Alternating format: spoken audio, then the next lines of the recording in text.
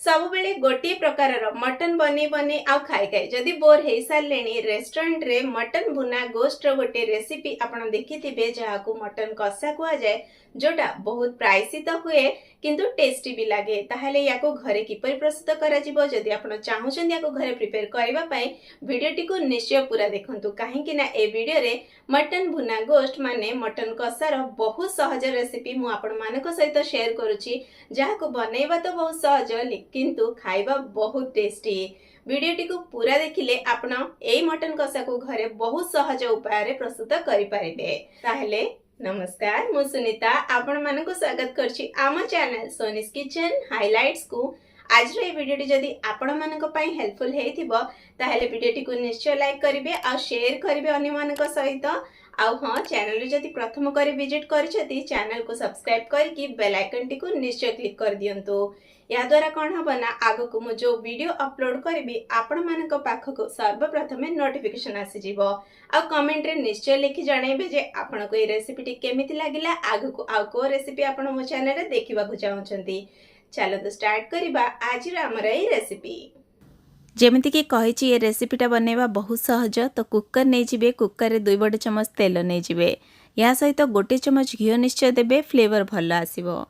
तेल गरम होला परे आमे एथिरे फुटण दे दबा। फुटण पई मो एठारे नैची 2टी तेजपत्र, गोटे बड़ अळीच, गोटे छोट चमच जीरा, आधा छोट चमच गोलमरीच, 2टी गुजराती, 2टी लवंग, 5टी कंचा लंका एमिति मझिरु फड़ा करिके नेबे। 3टी पियाज को स्लाइसेस रे काटिकी नेची। पियाज को लाइट गोल्डन कलर आसला पर्यंत एमिति भाजी नबा।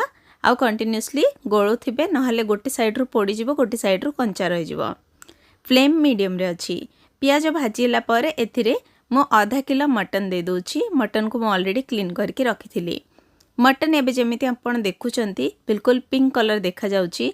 मटन रो कलर टिके चेंज होला पर्यंत बा कंचा अंश टिके गला पर्यंत आमे 5 मिनिट पई मटन को मझी मझिरे गोळे गोळे की आको भाजीबा।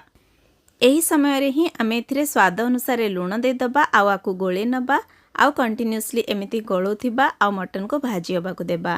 धीरे धीरे आपण देखिबे आर जो पिंक कलरटा अछि से चेंज हे जिवो। मटन रे नेचुरली फैट थाए सी भी मेल्ट हे जिवो। देखंतु एई भली भाबरे। एई समय रे आमे एथिरे देबा आधा छोट चमच हळदी गुंड, एक गोटे बड़ चमच Kashmiri red chilli powder colour भल आसीबो, गोटे बड़ चमच धनिया पाउडर, गोटे छोट चमच जीरा पाउडर, आ गोटे छोट चमच मु दउची गोलमरीच पाउडर। ए रेसिपी रे कंचा लंका आउ गोलमरीच रु ही स्पाइसीनेस आसीबो। आउ जो आमे कश्मीरी रेड चिली पाउडर देइछंती सेथिरु रंग भल आसीबो, कलर भल आसीबो। देखंतु एको मिक्स करि नेछि। एबेठु केते सुंदर कलर देखा जाउची। आपण जदी चाहुचंदी रेस्टोरेंट स्टाइल रो डिश घरे प्रिपेयर करिबा पई आ बिना फूड कलर रे ताहले घरे निश्चय कश्मीरी रेड चिली पाउडर रखंतु। सबु डिश बहुत बढ़िया देखा जिवो। एबे आमे एथिरे दे दबा 2 बड़ चमच अदा रसुण पेस्ट। आ मु जेते बेले अदा रसुण पेस्ट करे सेथिरे मु 2टी कंचा लंका आउ टिके धनिया रो डेम्फ दे दिए, जो द्वारा से अदा रसुण जो भी रेसिपी रे आपण ऐड करिवे तार टेस्ट बढ़ी जाई थाए। तो एठा देखंतु सब मसला मिक्स करि नेछि। एबे टिके मु धनिया पत्र भी दे दोछि। आको आमे आहुरी भाजीबा। एमिति आमे कसी नवा, भल से कसीबे। जेते भल से आपण मटन को कसीबे आपणकर मटन सेते स्वादिष्ट हबो। मटन को सेते जाए कसीबे जेते जाए मटन रो फैट रिलीज न हे जायछि, तेल एथिरु अलगा न हे जायछि। देखंतु एई भली भाबरे। एबे एथिरे आमे पानी दबा। पानी आपण बेसी देबेनी काहेकि ना परे सुखेबा को पड़िबो। पानी एतिकी देबे जेतिकी रे मटन पीस गुडी को बुडी जिवो। बेसी ऊपर को पानी देबेनी। ताहले देखंतु मु एतिकी पानी देइछि। आपण एमिति देखिकी ही पानी देबे। तापर कोन करबा ना कुकर ढांकण को बंद करि देकी मीडियम फ्लेम रे एथिरे 6 रु 7टी विजिल आसीबा को देबे। देखंतु सबु जगार मटन ना टिके को मटन टिके जल्दी सिझी जाए तो को मटन टिके समय ने सिझिबा पई। जदि आपणक जगार मटन एमिति मिले जहाकू बेसी समय सिझेबा को पड़िबो ताहले आपण 8 रु 10टी विजिल आनी परिबे। तापरे कुकर को ठंडा हेबा को देबे। आ कुकर रो पूरा प्रेशर गला परे ढांकण खोलिबे। देखंतु एथिरे बे पानी अछि किंतु मटन बढ़िया से सिझी जायछि। आपण एमिति हाथ रे चेक करि परिबे। बहुत गरम अछि।